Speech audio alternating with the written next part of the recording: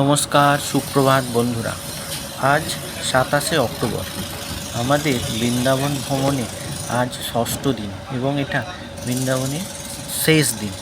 আজ সকালবেলা আমরা বেরিয়ে পড়েছি বৃন্দাবন থেকে, মানে ঘুরতে নয়, একদম লাগেজপত্র নিয়েই বৃন্দাবন ছেড়ে আমরা চলে যাচ্ছি মথুরাতে।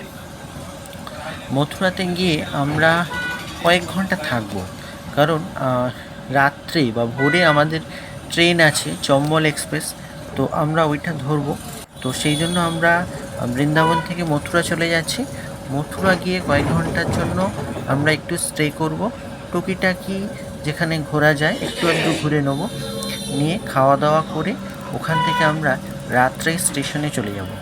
কারণ ভোরের ট্রেন, ভোরবেলা কোথায় গাড়ি পাবো কি না পাবো এই চিন্তাভাবনা করে আমরা এটাই ঠিক করেছি যে রাত্রেই আমরা স্টেশনে চলে যাব, রাত্রিটুকু আমরা স্টেশনে স্টে করে যাব। তো সেই হিসাবে আমরা বেরিয়ে পড়েছি। এখন আমরা যাচ্ছি বৃন্দাবন থেকে মথুরা। বৃন্দাবন থেকে মথুরা অনেকভাবেই যাওয়া যায়, পার্সোনাল গাড়িতে যাওয়া যায়, অটো করে যাওয়া যায়, আর আমরা যাচ্ছি ইলেকট্রিক বাসে করে। এটা বাসটা সরকারি সার্ভিস, তো ভাড়াও খুব কম, যথেষ্ট আরামদায়ক জার্নি। এসি বাসে করে যাচ্ছি আমরা, আর এসি বাসের ভেতর থেকে আশপাশের এই যে রাস্তার সাইডগুলো আমরা দেখতে পাচ্ছি, তার টুকটাক ছবি তুলছি, বেশ ভালো লাগছে। তবে মথুরা জার্নিটা, চলুন এগিয়ে চলা যাক।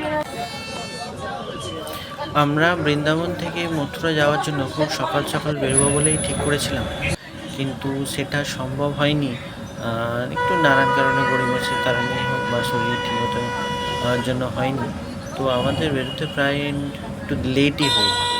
তো আমরা ওখান থেকে বেরিয়ে এই বাসে করে চলে এসেছি মথুরার কাছে। আমরা প্রথমে নামব জন্মভূমির কাছে। জন্মভূমির কাছে নেমেই এখানে আমরা একটা ছোট্টখাটো হোটেল দেখে নেব, যেখানে খাওয়া থাকাটা কয়েক ঘন্টার জন্য হয়ে যাবে। তারপর ওখান থেকে আমরা অটো বা টোটো করে যেখানে ঘুরতে যাওয়ার যেগুলো সম্ভব হয় সেগুলো আমরা যাব। বাসে করে চলেছি, বাসের সার্ভিসটা খুবই ভালো, বাসের লোকজনও খুব কম, প্যাসেঞ্জার এখনও খুব কম। এখানকার মানুষ দেখলাম একটু লেট রাইজিং। জন্মভূমির কাছে নেমে আমরা একটা হোটেল খুঁজে তারপরে সেখান থেকে টিফিন করে বেরোতে, তারপরে অটো করে যেতে, অটো করে আমরা এখন গোকুলের দিকে যাচ্ছি। তবে এই অনেক কাণ্ড করতে গিয়ে আমাদের অনেকটা সময় নষ্ট হয়ে গেছে। পছন্দের মতন হোটেল পাওয়া, খাওয়া দাওয়া, তারপরে বেরোনো আর অটো খোঁজা, এই নিয়েই আমাদের অনেকটা সময় চলে গেছে। তো আমরা এখন গোকুলের দিকে যাচ্ছি, দেখি কতটা কি দেখতে পাই, কত খোলা থাকবে কি না মন্দির, সেটাও আমাদের মনে অনেক চিন্তাভাবনা হয়ে যাচ্ছে, কারণ প্রায় 11টার কাছে সময় হয়ে গেছে। আমরা এখন এই যে লাল জামা পরা ছেলে বা লোকটাকে দেখছেন, এরা হচ্ছে এখানকার গাইড। এদের কথায় আসছি, তার আগে বলি, হ্যালো বন্ধুরা, আমরা এখন মথুরা এসে পৌঁছেছি। মথুরা থেকে আমরা অটো করে গোকুলে এসেছি। গোকুলে আমরা গোকুলে এসেছি আমরা এখানে ঘুরে দেখার জন্য। কিন্তু এখানে এসেই দুটো ব্যাপার হলো। সেটা হচ্ছে প্রথমে অটো থেকে সাথে আসার সঙ্গে সঙ্গেই এরা আমাদেরকে গাইড নেওয়ার জন্য বিভিন্নভাবে রিকোয়েস্ট করতে থাকে, এবং গাইড বিভিন্ন জায়গায় বিভিন্ন গেটের নাম, বিভিন্ন রাস্তার নাম, বিভিন্ন বাড়ির পৌরাণিক গল্প, এইসব গল্প শোনাতে থাকে। কিন্তু তার সাথে আর একটা ব্যাপার ঘটে, সেটা হচ্ছে যে আমাদের সাথে একজনের দেখা হয় এইখানেই। তারা আমাদের বাঙালি, তারা আমাদের ওখানকারই, মানে পশ্চিমবঙ্গেরই। তারা সাথে আমরা রাধাকুণ্ডে একসাথেই ছিলাম। রাধাকুণ্ডের ঘুরে বেড়ানোর এক দল হিসেবে আমরা তারাও ছিল, আমরাও ছিলাম। তার সাথে বেশ পরিচিত হয়েছিল, টুকটাক কথাবার্তাও হয়েছিল। এখানে এসে তাদের সাথে দেখা হলো। এবার তারা কিছুক্ষণ আগে, মানে আমাদের কয়েক ঘন্টা আগে এখানে এসে পৌঁছেছিল। তো পৌঁছে তারা তাদের যে করুণ অভিজ্ঞতাটা হয়েছে সেটা জানালো। সেটা হচ্ছে এখানে পৌঁছানোর সঙ্গে সঙ্গে আমাদের সাথেও যেমন দালালরা ধরেছে, তাদেরকেও দালালরা ধরে তাদেরকে বেশি টাকা বলে না, বলে 100 টাকা দিয়ে তারা ঘুরিয়ে দেখাবে এবং বিভিন্ন মন্দিরের বিভিন্ন গল্পকথা বা পৌরাণিক ঘটনা এসব কিছু তাদেরকে জানাবে। তারাও রাজি হয়, তারা রাজি হয়ে তাদের সাথে কথাবার্তা শুনতে যেতে থাকে। যেতে যেতে একটা জায়গায় একটা মন্দিরের কাছে নিয়ে যায়। সেখানে গিয়ে বলে এটা গোকুল বাসভবন। তো তার আগে তাদেরকে বলে যে এখানে যেতে হলে কী করতে হবে না, এখানে কিছু তেমন কিছু নয়, এখানে মন্দির আছে, ভেতরে দেখতে পাবে। তো তারপর তাদেরকে মন্দিরের ভেতরে নিয়ে যায় এবং মন্দিরের ভেতরে নিয়ে গিয়ে একটা মন্দিরের জায়গায় ঘরের মধ্যে নিয়ে যায় এবং তাদেরকে রীতিমতন সেখানে আটকে দেয় এবং আটকে দিয়ে মন্দির আছে, কিন্তু বলে যে মন্দিরের সাথে ঠাকুরের ভোগ দিতে হবে, এই পুজো দিতে হবে, সেই পুজো দিতে হবে, এই করে এক জায়গাতে 4,000, এক জায়গাতে 2,500, আবার এক জায়গাতে বলে দুধের দাম দিতে হবে, দুধের দাম পুজোর জন্য দিতে হবে, এই করে কত 1 লিটার দুধের দাম। সেখানে তাদের বলে যে তাদের কাছে পয়সা ছিল না, তারা সেটাও জানায়, তখন বলে অনলাইনে দিতে হবে, জোর জুলুম করে তাদের কাছ থেকে প্রচুর টাকা তারা আদায় করে। তাদের সাথে মানে এরকম ধরনের পরিস্থিতি তৈরি হয়। তো আমরা তাদের সাথে বারবারই করে যে এই জায়গাটায় তোমরা একদমই যাবে না। তো যাই হোক, এবার তাদের কাছে অনেক টাকা শর্টও পড়ে গিয়েছিল, সেই জন্য তারা আমাদের কাছ থেকে কিছু টাকা এক্সচেঞ্জও করে নেয় অনলাইনের মাধ্যমে। তো যাই হোক, সেই সবভাবে করে আমরা আবার যে তাও একটু ঘুরতে এসেছি, যখন একটু একটু ঘুরে দেখে আসতে যাচ্ছি, যতটুকু মানুষজন রাস্তা দিয়ে যাতায়াত করছে আমরা সেইটুকুই যাব বলে ঠিকঠাক করেছি, এর বিশেষ কিছু নয়। তো আমরা সেই জায়গাটার কাছে মানে সেই বাড়িটার কাছে, মন্দিরটার কাছে, মন্দির বা বাড়িটার কাছে গিয়ে পৌঁছেছিলাম, তার ছবিটাও আপনাদেরকে দেখাচ্ছি। তো সেইখানে তাদের সাথে এরকম পরিস্থিতি তৈরি হয়। उसका मटकी फोड़ दिया ना तेरे मतलब का और ना देख के मनाती हो उनका मन जन्माष्टमी मैं 2 दिन का बनता, पहले जन्माष्टमी दूसरा नंदोत्सव। नंदोत्सव क्यों मनता है? जो का हुआ अष्टमी दिन हुआ रात के 12 बजे, कुल में कब है अगले दिन आए नंदा ने को बधाई दिया और क्या बोला कि नंद आनंद भयो जय कन्हैया लाल की, हाथी घोड़ा पाल की और जय कन्हैया लाल की। तो जवान लोग हंस रहे थे, यंग लोग हंस रहे थे, उनको दे दिया हाथी और घोड़े दान में, और जो बूढ़े लोग हंस रहे थे उनको दे दिया पाल की, और ब्राह्मण लोगों को 9 लाख का डोनेशन में दिया। कितना का? 9 लाख। तो गांव का नाम कहलाया गौ कुल। गौ माने गाय और कुल माने वेंडे का स्थान। तो ये गोलोक धाम बोला है। दूसरा दुआ है भगवान का, कृष्ण दुआ। पहला था नंद दुआ है, दूसरा है कृष्ण दुआ। हाँ जी, आओ।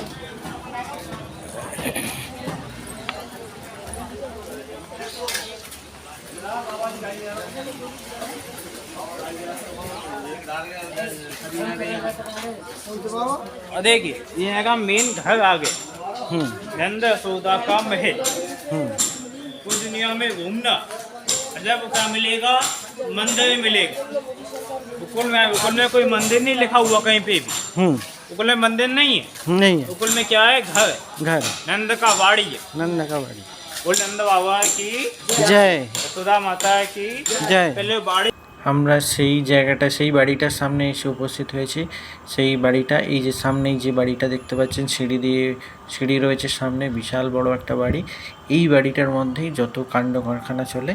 তো আমরা এইখান থেকে এই যে দেখছি এই পর্যন্তই ভিডিও করেছি। গোকুল থেকে বেরিয়ে আমরা এখন চলেছি রমন রীতির দিকে। জানি না আমাদের ভাগ্যে আর রমন রীতির সেই সাদা বালিতে গড়াগড়ি খাওয়া হবে কি না, কারণ এখন সময় প্রায় 12টা বাজতে যায়। তো এখানে 12টায় বন্ধ হয়ে যায়। তো সেই জন্য তাও আমরা চলেছি অন্তত দেখে আসতে, কারণ পরে আর আজই তো আমাদের এখানে শেষ দিন। বিকালে সন্ধ্যের পর আমরা আর ঘুরতে পারবো কি না, কোথাও যেতে পারবো কি না সেটারও কোনো ঠিক ঠিকানা নেই। তো সেই জন্য আমরা যতটুকু হয় বাইরে থেকে দেখে আসবো এই চিন্তা করি, যদি ঢুকতে না দেয় তাও বাইরে থেকে দেখে আসবো এই কথা চিন্তা করেই চলেছি অটোওয়ালাদের সাথে। অটোওয়ালা তবে আমাদেরকে যদি আগে আমাদের জন্য ভুল হয়েছে, যদি আমরা আগে রমন রীতি চলে যেতাম তাহলে হয়তো সেটা আগে দেখতে পেতাম, পরে গোকুলে আসতাম। গোকুলে এলে আবার সেই তিক্ত অভিজ্ঞতাটাও হতে পারত। আমরা এই যে রমন রীতির কাছে এসে পড়েছি, কিন্তু দুর্ভাগ্য কয়েক মিনিট আগেই গেট বন্ধ হয়ে গেছে। আমরা তার উপর দিকে যে মানে চিড়িয়াখানা মতন রয়েছে সেই চিড়িয়াখানাতেই দেখছি এবং খাবার দাবার দেখছি। রমন রীতিটা উল্টো দিকেই ঠিক গেটের। তো এখানে আমরা একটু বিস্কুট টিস্কুট খাওয়াচ্ছি এইসব হরিণ টরিনদের, দিয়ে একটু ছবি টবি তুলে একটু রমন রীতিটা একটুখানি দেখবো, দেখে তারপর আমরা ওদিকে চলে যাব।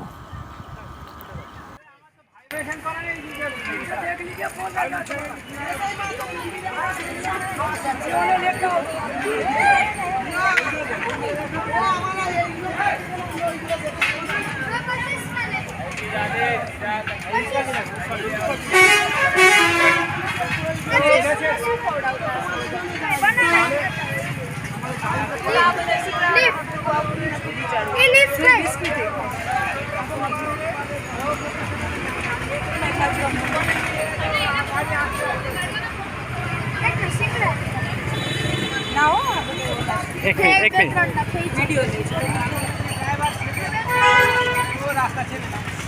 सबटा ढेले दाओ এই ভলুকে ঢেলে দাও এই ভলুকে ঢেলে দাও এ ভলু এই যা বলো যা যা ওই তো কেলো এসে গেছে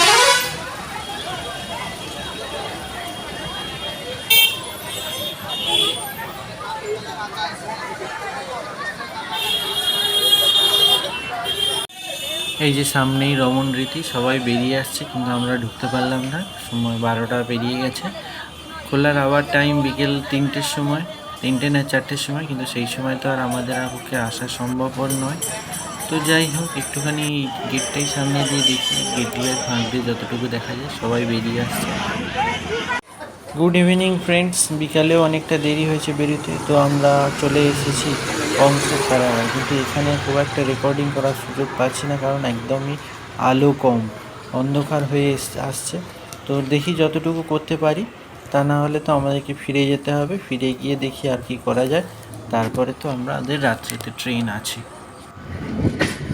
গুড মর্নিং আমরা এই যে ট্রেন জার্নি করে ফিরে চলেছি সারাদিনই আমাদেরকে ট্রেনে কাটাতে হবে সারাদিন সারারাত কাল সকালে আমরা হাওড়া পৌঁছাবো ভিডিওটা এখানে শেষ করলাম পরবর্তী আবার অন্য ভিডিওর সাথে খুব তাড়াতাড়ি পেয়ে যাচ্ছি নমস্কার